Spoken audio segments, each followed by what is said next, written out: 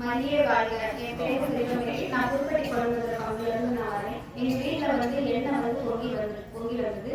அந்த எண்ணெயை எடுத்து நான் பசங்களுக்கெல்லாம் தேய்ச்சி விட்டேன். உடம்புலாம் அவங்களுக்கு சரியா இருந்தது. காய்ச்சல் அதிகமாக இருந்தது, தலைவலி அதிகமாக இருந்தது. அந்த பொங்கி வந்த எண்ணெயில தான் என் பசங்களுக்கு ட்ரீட்மெண்ட் பார்த்தோம். நாங்கள் தோட்டத்தில் ஹாஸ்பிட்டலாம் கூட்டிகிட்டு போக முடியாது. எங்களுக்கு அந்த எண்ணெயும் அந்த அருமருந்து மட்டுமே எங்களுக்கு பசங்களுக்கு எல்லாருக்கும் குணம் வச்சுருக்கு. நான் ஒரு வேலை ரெடி பண்ணிட்டு இருந்தேன். எனக்கு அந்த வேலை கிடைக்காமலே இருந்தது. நான் கிடைச்ச டைமுக்கு எனக்கு அந்த வேலை கிடைக்கல. இப்போ நான் ஒரு வேலை கிடைச்சது. நான் சந்தியாப்பா நீங்க வந்து எனக்கு இந்த வேலை ரெடி பண்ணி கொடுக்கணும் அப்படின்னு சொல்லி நான் காலையில் சந்தியாப்பா வேண்டிட்டு போனேன்.